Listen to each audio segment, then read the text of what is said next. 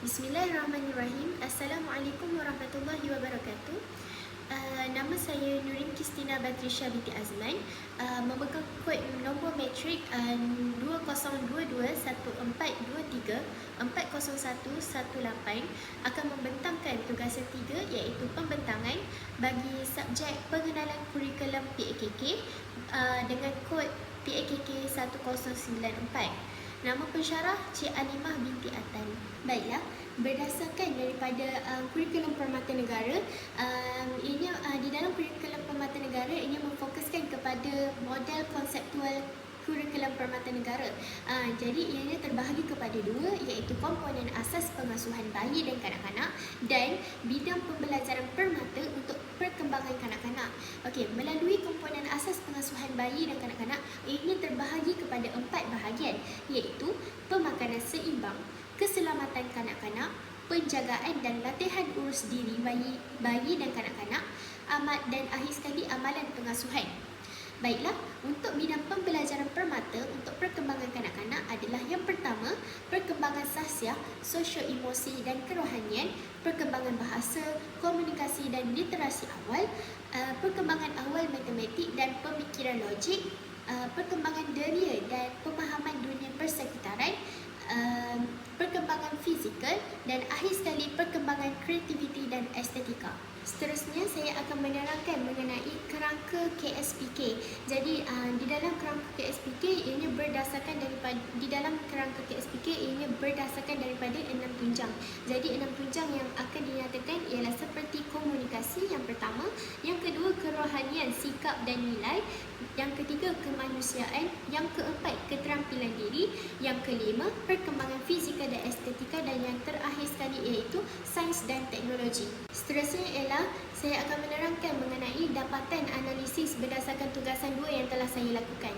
Jadi dalam bahagian pengenalan, saya menetapkan mengenai definisi kurikulum, iaitu berdasarkan Kementerian Pendidikan Malaysia, kurikulum ini satu usaha dalam pendidikan yang dilakukan oleh pihak sekolah dan pusat pendidikan untuk memastikan objektif dan matlamat pendidikan tercapai. Jadi berdasarkan kurikulum ini ianya menerapkan daripada pelbagai aspek seperti ilmu, nilai-nilai murni, kemahiran dan sebagainya. Jadi kerana penerapan ini penting kerana ia merupakan satu keperluan. Okey, jadi saya juga meletakkan pendapat-pendapat tokoh yang membuat fahaman mereka mengenai kurikulum. Jadi yang pertama ialah Mastura Baziz pada tahun 2008. Beliau menyatakan bahawa kurikulum ini merupakan aspek yang penting yang mampu menjana, membina, membentuk seseorang menjadi individu yang berkemahiran untuk menguruskan diri mereka sendiri. Jadi yang bukan itu sahaja, Ahmad Suberi Shoaib pada tahun 2009 dan Ahid pada 2014 juga turut menyatakan kefahaman mereka sendiri mengenai kurikulum. Jadi kurikulum ini merupakan hasil pengalaman guru dan murid yang pakar dalam sesuatu bidang untuk menggubal sebuah dokumen yang dijadikan rujukan oleh guru-guru yang mempunyai matlamat yang sama. Baiklah, seterusnya pada bahagian 2.0 iaitu hasil analisis daripada model konseptual kurikulum Permata Negara dan kerangka kurikulum standard pendidikan prasekolah di SKP KSPK pada tahun 2017. Jadi saya telah melakukan penulisan grafik, iaitu di dalam penulisan grafik saya membahagikannya kepada 2, iaitu yang pertama model konseptual kurikulum Permata Negara dan dokumen standard kurikulum dan pentadsiran di SKP KSPK 2017. Jadi berdasarkan di antara kedua-duanya saya menjelaskan matlamat untuk model konseptual KPN dan matlamat untuk di SKP KSPK. Jadi berdasarkan dua-dua matlamat ini saya membanding beza apa yang ada di dalam model dan kerangka ini. Jadi yang perbezaannya adalah di dalam model konseptual KPN ia memfokuskan perkembangan deria dan perkembangan kreativiti. Manakala untuk untuk kurikulum DSKP dan DSKP KSPK, ianya memfokuskan mengenai kemanusiaan dan keterampilan diri. Namun di antara kedua-duanya ini mempunyai persamaan. Jadi persamaan dalam kedua-dua kurikulum ini ialah perkembangan fizikal, pengetahuan dan kemahiran matematik, kerohanian dan perkembangan bahasa. Baiklah, untuk yang seterusnya iaitu 2.1, iaitu persamaan dan perbezaan matlamat KPN dan KSPK. Jadi berdasarkan apa yang setelah saya terangkan tadi, saya mengulaskannya semula di dalam penulisan saya. Jadi untuk perenggan yang pertama, saya menjelaskan mengenai matlamat model konseptual permata negara dan kerangka kurikulum standard pendidikan prasekolah. Jadi saya juga menerangkan yang saya menceritakannya dan mengenal pasti persamaan dan perbezaan di antara 6 bidang pembelajaran permata dan 6 tunjang dalam kurikulum KSPK. Jadi secara umumnya KPN ni dianya direka khas untuk kanak-kanak yang berumur 0 hingga 4 tahun, manakala untuk KSPK ianya memfokuskan kanak-kanak yang berumur 4 hingga 6 tahun. Jadi saya juga pada perenggan yang kedua, saya menerangkan mengenai KPN ini ditubuhkan oleh Datin Paduka Seri Rosmah Mansor yang dibantu oleh ahli-ahli yang pakar dalam bidang pendidikan awal kanak-kanak. Jadi saya juga menyatakan faktor-faktor yang menyebabkan KPN ini digubal. Selain itu, kurikulum ini memfokuskan pendidikan awal yang membentuk individu yang cemerlang. Jadi matlamat KPN lebih kepada saya juga menyatakan bahawa matlamat KPN ini memfokuskan kepada gaya asuhan dan didikan awal yang perlu diberikan kepada kanak-kanak kerana mereka ni masih tidak mengetahui dan memahami perkara asas seperti berjalan, bercakap dan sebagainya. Jadi untuk perenggan yang ketiga pula, saya memfokuskan mengenai KSPK. Jadi KSPK saya matlamatnya adalah untuk mengembangkan tahap perkembangan kanak-kanak yang daripada umur 0 hingga 4 tahun. Jadi untuk KSPK ini memfokuskan kepada kanak-kanak yang berumur 4 hingga 6 tahun. Jadi kanak-kanak ni masih mereka sudah mempunyai asas, keperluan asas, tapi masih tidak dikukuhkan.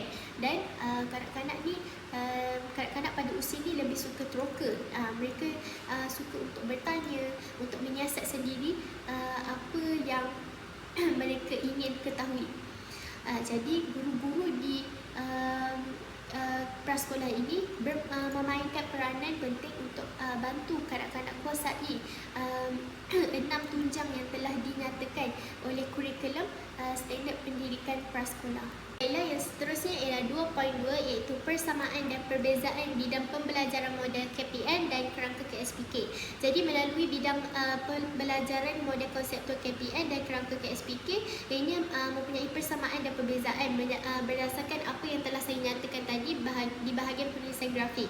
Jadi untuk bahagian persamaan, ianya di antara kedua-duanya ialah perkembangan fizikal, pengetahuan dan kemahiran matematik, kerohanian dan perkembangan bahasa. Jadi untuk perbezaan pula, ianya mempunyai 4, iaitu untuk model konseptual KPN, ianya memfokuskan kepada perkembangan deria dan kreativiti. Jadi untuk KSPK pula, ia memfokuskan kepada kemanusiaan dan keterampilan diri. Jadi untuk persamaan model dan kerangka ini, ianya mempunyai cara dan matlamat yang berbeza mengikut tahap umur dan perkembangan kanak-kanak tersebut. Jadi sebagai contoh, untuk dalam bidang perkembangan fizikal, matlamat bidang pembelajaran dalam matlamat bidang pembelajaran model konseptual KPN dan KSPK ini, ianya menitik beratkan terhadap penguasaan kemahiran motor halus dan motor kasar, dan mereka bijak untuk mengurus kekemasan dan kebersihan diri. Jadi untuk perbezaannya adalah untuk KPN, ianya lebih kepada lebih kepada kanak-kanak tersebut untuk berdikari dan mengemas barang dan peralatan kepunyaan mereka sendiri. Manakala untuk kerangka KSPK pula, ini memfokuskan kepada kanak-kanak tersebut lebih kepada penerokaan pelbagai pergerakan yang secara terkawal serta diberi pendedahan mengenai keselamatan diri dan cara untuk melindungi diri masing-masing. Jadi yang seterusnya dari segi bidang pembelajaran model konseptual KPN dan kerangka KSPK, ianya dalam pendedahan mengenai pengetahuan dan kemahiran matematik sehingga kanak-kanak tersebut dapat berfikir secara logik, memberi sebab dan alasan serta meningkatkan tahap pemikiran dalam untuk menyelesaikan sesuatu masalah. Jadi perbezaan di antara kedua-duanya ialah dari segi bidang pembelajaran model konseptual KPN, ianya dalam bidang tersebut ini dipanggil sebagai perkembangan awal matematik dan pemikiran logik. Jadi selain daripada pemikiran kanak-kanak untuk dapat ditingkatkan, ini juga dapat membimbing kanak-kanak untuk mengetahui asas matematik seperti nombor, mengira, mengukur dan mengaplikasikan corak dalam pelbagai aktiviti. Jadi untuk kerangka KSPK pula, pengetahuan ini dipanggil sebagai tunjang sains dan teknologi. Jadi guru-guru akan melahirkan rasa minat terhadap matematik supaya kanak-kanak tersebut dapat kuasai konsep matematik tersebut.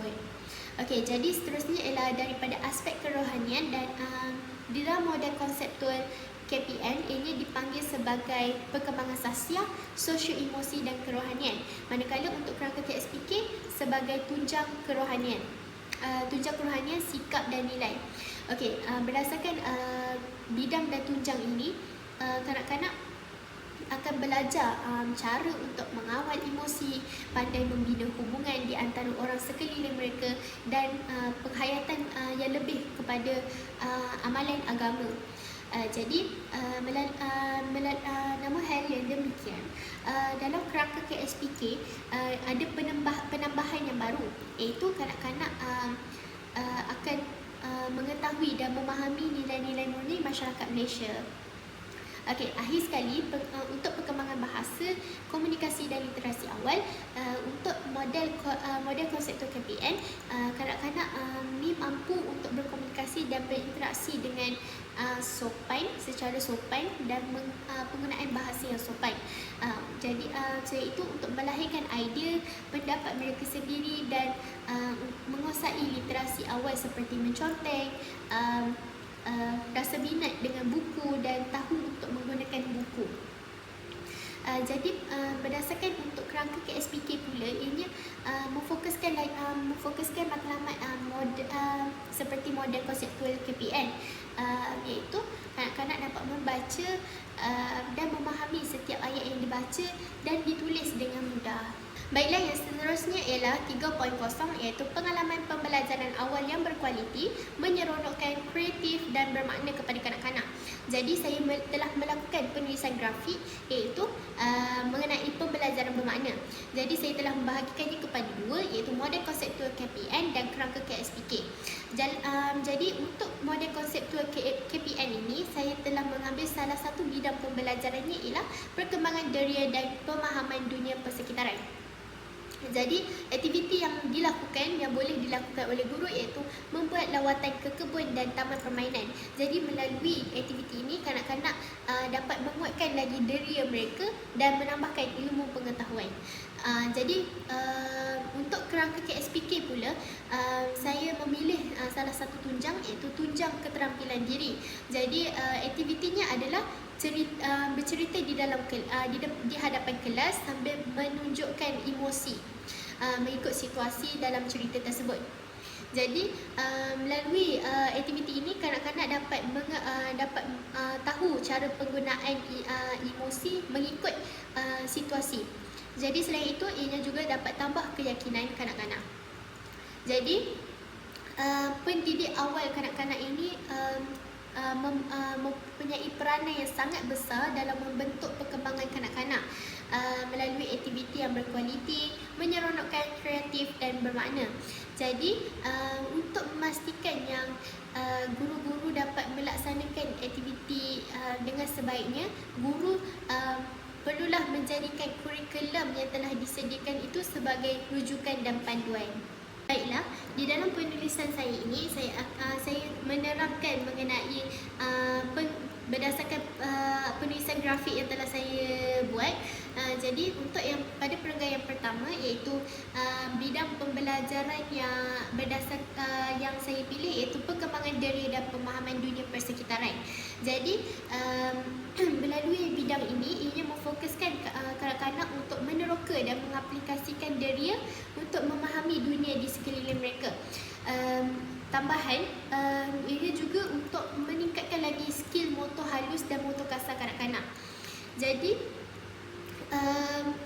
antara aktiviti yang telah saya nyatakan di dalam penulisan grafik itu ialah membawa kanak-kanak melawat kawasan kebun bunga dan taman persekitaran.